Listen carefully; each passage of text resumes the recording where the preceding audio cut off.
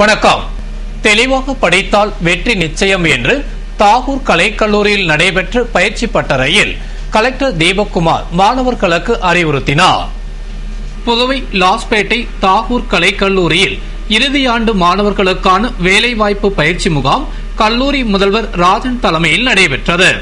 பேராசிரியர் முகமது பௌசி வரவேற்று பேசிய நிகழ்ச்சியில் சிறப்பு விருந்தினராக கலெக்டர் தீபக்குமார் கலந்து கொண்டு முகாமினை துவக்கி வைத்து பேசுகையில், மாணவர்கள் தங்களுக்குள் உள்ள சக்தியை தெரிந்து கொண்டு நம்மால் முடியும் என்று தன்னம்பிக்கையுடன் முயன்றால்தான் வாழ்வில் சாதிக்க முடியும் என்றும், நேர்முக தேர்விற்கு செல்ல தன்னம்பிக்கை மிக அவசியம் என்று கூறினார்.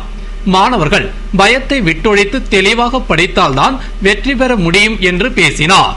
பயிற்சியில் 13 துறைகளைச் சேர்ந்து 500க்கும் மேற்பட்ட மாணவர்கள் கலந்து கொண்டனர். நிறைவில் பேராசிரியர் கருப்புசாமி நன்றி கூறினார். இந்நிகழ்ச்சிக்கான ஏற்பாட்டினை பேராசிரியர் ராதாகிருஷ்ணன் மற்றும் பலர் செய்திருந்தனர். குடியரசு தின விழாவினை முன்னிட்டு இந்திரா காந்தி விளையாட்டு மைதானத்தில் அணிவகுப்பு ஒத்திகை நிகழ்ச்சி நடைபெற்றது. நாடு முழுவதும் வரும் 26ஆம் தேதி குடியரசு தின விழா கோலாகலமாக கொண்டாடப்பட உள்ளது. அதன்படி புதுவையில் விழாவினை கொண்டாடுவதற்காக அனைத்து ஏற்பாடுகளும் நடைபெற்று வருகிறது. அதன் ஒரு பகுதியாக அணிவகுப்பு ஒத்திகை நிகழ்ச்சி நடைபெற்றது. விழா அன்று ஆளுநர் தேசிய கொடியை ஏற்றி வைத்து அணிவகுப்பு மரியாதை ஏற்றுக்கொள்வார். அதற்காக பள்ளி மாணவ மாணவியர், முப்படையினர், காவல்துறையினர், தீயணைப்பு துறையினர், தேசிய மாணவ படையினர் மற்றும் சாரண சாரணியர் வண்ண வண்ண சீருடைகளில் போலீஸ் பேண்ட் வாத்தியம் முழங்க அணிவகுப்பு ஒத்திகையை மேற்கொண்டனர். அணிவகுப்பின் பொழுது அந்தந்த அணியின் தலைவர் தங்கள் அணிக்கான கொடியினை ஏந்தி முன்னே செல்ல மற்றவர் அணிவகுத்து பின் சென்றனர். அணிவகுப்பு ஒத்திகையை போன்று கலை நிகழ்ச்சிகள் மற்றும் காவல்துறையினரும் பாதுகாப்பு நடவடிக்கைகள் குறித்து ஒத்திகை பார்த்தனர்.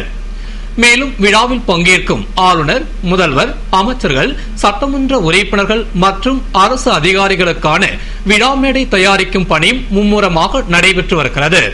பந்தல் அமைத்து இருக்கைகள் அமைக்கும் பணியில் ஊழியர்கள் ஈடுபட்டுள்ளனர் மற்றும் பொதுமக்கள் அமரும் இடம், வாகன நிறுத்துமிடம் போன்றவற்றை சுத்தப்படுத்தி தயார் செய்யும் பணியும் தீவிரமாக நடைபெற்று வருகிறது. அணிவகுப்பு ஒத்திகையில் பள்ளி உடற்கல்வி ஆசிரியர்கள் மற்றும் பயிற்சியாளர்கள் பங்கேற்று பயிற்சி ஒத்திகையை வழிநடத்தினர். மொத்தத்தில் குடியரசு தின விழாவினை கொண்டாட அனைத்து ஏற்பாடுகளும் துரிதமாக நடைபெற்று வருகிறது. புதுவை வந்துள்ள ஜெர்மன் நாட்டிற்கான துணை தூதர் டாக்டர் ஸ்டெஃபன் மைக்கேல் வெக்பர் மரியாதை நிமித்தமாக முதல்வர் திரு ரங்கசாமியை சந்தித்து பேசினார். சென்னையில் உள்ள ஜெர்மன் நாட்டிற்கான துணை தூதர் டாக்டர் ஸ்டெஃபன் மைக்கேல் வெக்பர் புதுவை வந்துள்ளார். புதுவை வந்த அவர் மரியாதை நிமித்தமாக சட்டசபையில் உள்ள முதலமைச்சர் அலுவலகத்திற்கு சென்று முதல்வர் திரு ரங்கசாமியை சந்தித்து பொன்னாடை அணிவித்து கௌரவித்து இரு நாட்டின் உறவுகள் குறித்து சிறிது நேரம் உரையாடினார். அப்பொழுது முதல்வர் திரு ரங்கசாமி ஜெர்மன் நாட்டு துணை தூதருக்கு மலர் கொத்து கொடுத்து வரவேற்று நினைவு பரிசினை வழங்கினார்.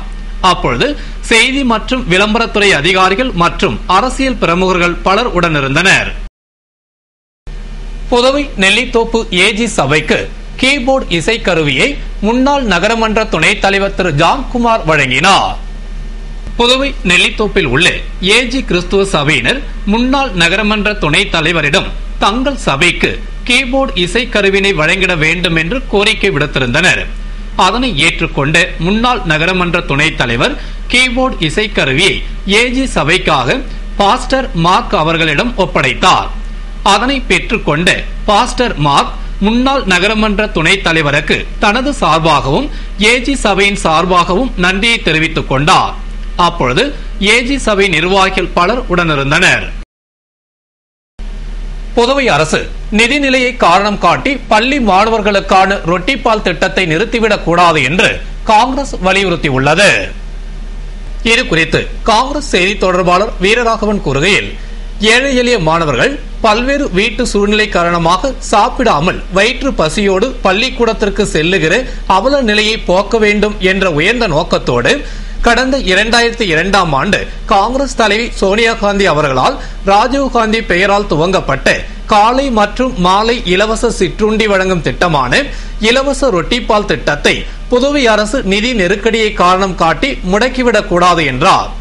மேலும் மத்திய அரசின் நேரடி நிதி நிர்வாகத்தின் பொது கணக்கில் இருந்து வந்த புதுவை அரசின் நிதி நிர்வாக கணக்கை முதல்வர் திரு ரங்கசாமி 2007ஆம் ஆண்டு தனி கணக்காக துவங்கியதால் ஏற்பட்ட மோசமான பின் விளைவுதான் மத்திய அரசு அளித்து வந்த 70% மானியம் 30%ஆக குறைந்துவிட்டது. ஆனால் பல்வேறு நிதி நெருக்கடி சூழ்நிலைகள் ஏற்பட்ட போதிலும் முதல்வர் திரு வைத்திலிங்கம் ரொட்டிப்பால் திட்டத்தினை தொடர்ந்து செயல்படுத்தினார். ஆனால் தற்பொழுது கல்வித்துறை மூலம் கொள்முதல் செய்த பாலுக்கு கொடுக்க வேண்டிய 6 கோடி ரூபாய் பாக்கி, பிஸ்கட் வழங்கிய நிறுவனத்திற்கு 60 லட்சம் ரூபாய் பாக்கி கொடுக்காததால் ரொட்டிப்பால் வழங்கும் திட்டம் முடங்கும் நிலை ஏற்பட்டுள்ளது.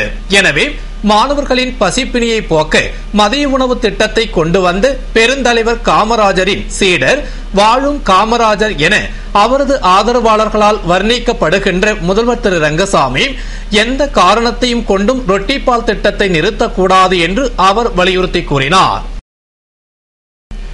புதுவை திராவிட முன்னேற்ற கழக நிர்வாகிகளின் ஆலோசனை கூட்டத்தில் பங்கேற்குமாறு நிர்வாகிகளுக்கு மாநில அமைப்பாளர் MA சுப்பிரமணியன் அழைப்பு விடுத்துள்ளார். இது குறித்து திராவிட முன்னேற்ற கழக மாநில அமைப்பாளர் MA சுப்பிரமணியன் கூறுகையில், தலைவர் கலைஞர் தளபதியார் வழிகாட்டுதலின்படி புதுவை மாநில கழக நிர்வாகிகள், இந்நாள் முன்னாள் சட்டமன்ற உறுப்பினர்கள், தொகுதி கழக செயலாளர்கள், அனைத்து அணிகளின் மாநில பொறுப்பாளர்கள், நகரமன்ற கொம்யூன் பஞ்சாயத்து முன்னாள் தலைவர்கள் மற்றும் துணை தலைவர்களின் ஆலோசனை கூட்டம் மாநில கழக அவைத் தலைவர் சுப்புராயன் தலைமையில் முன்னாள் முதலமைச்சர் ஜானகிராமன் முன்னிலையில் நாளை 22ஆம் தேதி செவ்வாய்க்கிழமை காலை 10 மணி அளவில் மாநில தலைமை கழக அலுவலகமான கலைஞர் இல்லத்தில் உள்ள தளபதி அரங்கில் நடைபெற உள்ளது என்றும், கூட்டத்தில் கழக பொருளாளர் ஸ்டாலின் அவர்களின் பிறந்த நாள், நாடாளுமன்ற கழக தேர்தல், நிதி மற்றும் கழக வளர்ச்சி பணிகள் குறித்து ஆலோசிக்கப்பட உள்ளதால் மாநில கழக நிர்வாகிகள், முன்னாள் இந்நாள் சட்டமன்ற உறுப்பினர்கள், தொகுதி கழக செயலாளர்கள், அனைத்து அணிகளின் மாநில பொறுப்பாளர்கள், நகரமன்ற கொம்யூன் பஞ்சாயத்து முன்னாள் தலைவர் மற்றும் துணைத் தலைவர்கள் ஆகியோர் மட்டும் கலந்து கொள்ளுமாறு கேட்டுக் கொண்டதாக அவர் கூறினார். நாடு முழுவதும் ரயில் கட்டணம் உயர்வு நள்ளிரவு முதல் அமலுக்கு வருகிறது. இதனால் புதுவையிலிருந்து செல்லும் ரயில் கட்டணங்களும் உயர்கிறது. நாடு முழுவதும் ரயில் கட்டணம் உயர்த்தப்பட்டுள்ளது. மேலும் இந்த கட்டண உயர்வு நள்ளிரவு முதல் அமலுக்கு வருகிறது. இதனையடுத்து புதுவையிலிருந்து செல்லும் பேசஞ்சர் ரயில் கட்டணம் உயர்கிறது. அதன்படி புதுவையிலிருந்து விழுப்புரத்திற்கு 6 ரூபாயாக இருந்த கட்டணம் 10 ரூபாயாகவும், வில்லியனூருக்கு 2 ரூபாயிலிருந்து 5 ரூபாயாகவும், வளவனூருக்கு 4 ரூபாயிலிருந்து 5 ரூபாயாகவும், திருப்பதிக்கு 38 ரூபாயிலிருந்து 50 ரூபாயாகவும், சென்னைக்கு 28 ரூபாயிலிருந்து 35 ரூபாயாகவும், புதுவையிலிருந்து சென்னைக்கு எக்ஸ்பிரஸ் ரயில் கட்டணம் 53 ரூபாயிலிருந்து 65 ரூபாயாகவும் உயர்ந்துள்ளது. இது தவிர புதுவையிலிருந்து டெல்லி, மும்பை, யஸ்வந்த்பூர், புவனேஸ்வர் உள்ளிட்ட பகுதிகளுக்கு செல்லும் எக்ஸ்பிரஸ் ரயில் கட்டணமும் உயர்கிறது. நாடாளுமன்றத்தில் விரைவில் ஊழலை ஒழிக்கும் வலுவான லோக்பால் மசோதா நிறைவேற்றப்படும் என்று பிரதமர் மன்மோகன் சிங் உறுதியளித்துள்ளார். இது குறித்து பிரதமர் திரு மன்மோகன் சிங் கூறுகையில், நாட்டில் நிலவும் ஊழலால் பொதுமக்கள் பல பிரச்சனைகளை சந்திக்கின்றனர். மேலும் அவர்களின் கோபத்தை அரசு புரிந்து கொண்டுள்ளது. எல்லா விஷயங்களிலும் வெளிப்படையான தன்மை, நம்பகத்தன்மை ஆகியவற்றை ஏற்படுத்த அரசின் ஊழியர்களின் பிரத்யேக அதிகாரத்தை அகற்றுவது, நவீன தொழில்நுட்பத்தை பயன்படுத்துவது உள்பட பல நடவடிக்கைகளை அரசு எடுத்துள்ளது. மற்றும் தகவல் அறியும் உரிமை சட்டத்தின் மூலம் அரசின் குறைபாடுகள், ஆட்சி அதிகாரம் ஆகியவை வெளிப்படையாக தெரிகிறது. எனவே முறைகேடுகள் அரசின் கவனத்திற்கு வரும்போதெல்லாம் கடுமையான நடவடிக்கை எடுக்கப்பட்டு வருகிறது. மேலும் ஊழலை ஒழிக்க வலுவான லோக்பால் மசோதா நாடாளுமன்றத்தில் நிறைவேற்றப்படும் என்று அவர் கூறினார். தொடர்ந்து எல்லையில் இந்திய வீரரை பாகிஸ்தான் ராணுவம் கொன்று தலையை துண்டித்த சம்பவம் இருதரப்பு உறவில் எதிர்மறையான பாதிப்பை ஏற்படுத்திவிட்டது. இதனை பாகிஸ்தானுக்கு தெளிவாக எடுத்து கூறியுள்ளதாகவும், பாகிஸ்தானுடன் நட்புடன் இருக்கவே இந்தியா விரும்புகிறது, அதேபோன்று இருக்க பாகிஸ்தானும் முயற்சிக்க வேண்டும் என்றும் அவர் கூறினார். பல்வேறு கோரிக்கைகளை வலியுறுத்தி மீனவ மக்கள் கழகத்தினர் வம்பாக்கிரப்பாளையத்தில் கண்டன ஆர்ப்பாட்டத்தில் ஈடுபட்டனர். புதுவையில் மீனவர் முதியோர் உதவித் தொகையினை 150 ரூபாய் உயர்த்தி அரசு அறிவித்தபடி 1250 ரூபாய் என வழங்கிட வேண்டும். ஆதார் கார்டு, வங்கிக் கணக்கு போன்றவற்றை சமர்ப்பிக்க மீனவ முதியோர்கள் அலைக்கழிக்கப்படுவதை தவிர்க்க வேண்டும். உதவித் தொகையினை மாதா மாதம் 5ஆம் தேதிக்குள் வழங்கிட வேண்டும் என்று வலியுறுத்தி மீனவ மக்கள் கழகத்தினர் கழக பொதுச் செயலாளர் வீரமணி தலைமையில் வம்பாக்கிரபாளையம் பஞ்சாயத்து தலைவர், பஞ்சாயத்தார்கள் மற்றும் கோவில் கமிட்டி பொறுப்பாளர்கள் முன்னிலையில் கடற்கரையோரத்தில் உள்ள வம்பாக்கிரபாளையம் முத்துமாரியம்மன் கோவில் எதிரே கண்டன ஆர்ப்பாட்டத்தில் ஈடுபட்டனர். ஆர்ப்பாட்டத்தில் திரளான மீனவ மக்கள் பங்கேற்று கோரிக்கைகளை வலியுறுத்தி கோஷமிட்டனர். நிறைவில் கழக நிர்வாகிகள் சோமசுந்தரம், தண்டபாணி ஆகியோர் நன்றி கூறினர். இத்துடன் செய்திகள் நிறைவடைகின்றன. வணக்கம்.